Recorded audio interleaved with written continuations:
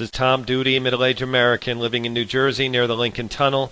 If you were to visit my website, you would type Howdy Doody into Google. You'll find the correct spelling of the famous puppet.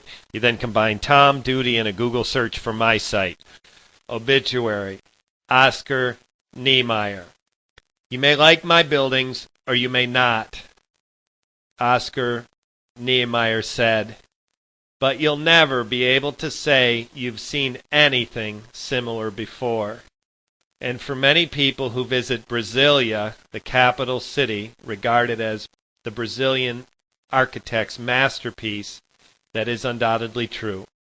Oscar Niemeyer, who has died aged 104 years, was one of the most innovative and daring architects of the last 60 years. Rejecting the cube shapes favored by his modernist predecessors, Niemeyer built some of the world's most striking buildings, monumental, curving concrete and glass structures which almost defy description. Conceived with a few curved lines on a sheet of paper, his designs are regarded by many as more sculpture than architecture. Oscar Niemeyer was born into a financially comfortable family in Rio de Janeiro in 1907. As a young man, he was something of a rogue, describing in his memoirs the curves of time. He visits with his friends to the local bars and brothels. His love for the female form and the curving mountains which hem Rio into the sea were great influences on the architect. Curves, he wrote, make up the entire universe, the curved universe of Einstein. In 1928, he married Anita Baldo, his marriage that lasted 76 years until she died in 2004. After graduating in the mid-1930s, he joined a Rio architecture firm run by a man who would become one of his great collaborators, Lucio Costa. Having won wide praise for a number of buildings in Brazil, he was chosen in the early 1950s to be part of the international team given the task of designing the UN buildings in New York. It was led by the great Swiss architect Le Corbusier. Le Corbusier. Who was 20 years older than Niemeyer. He praised the young Brazilian works, but some commentators have suggested he was so nervous about Niemeyer's growing reputation that he prevented Niemeyer's designs from being selected for the project. The work, which is regarded as the most complete expression of Niemeyer's approach to architectural design, is Brasilia. An entire city carved out of the Brazilian interior, 700 miles from the beaches of Rio.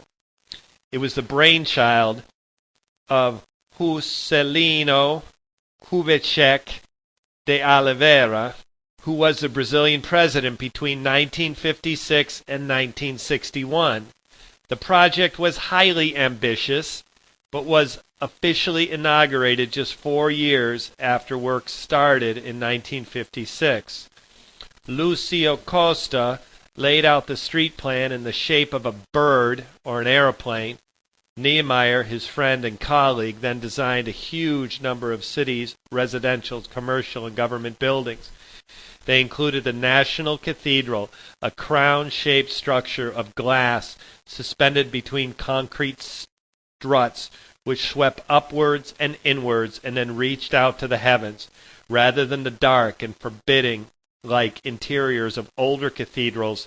The inside is awash with light. But 50 years on, more than 2 million people live there, and it is the only modern city to be named UNESCO World Heritage Site. Niemeyer was a lifelong communist, so when a military dictatorship came to power in Brazil in 1964, he was forced to move to France. However, in his work, which took him all over the world, as well as buildings, the Communist Party headquarters in Paris and other commissions included a casino in Madeira and the University of Constantine in Algeria. In 1980, he returned to Rio, his true spirit home. One of his later buildings was the Niemeyer Contemporary Art Museum, which was completed in 1996. Across the bay from Rio, it perches on a cliff top, an upward flying saucer. It curves, reflected in pool, which encircles its central pillar. He remarried when he was in his 90s and continued to work beyond the age of 100.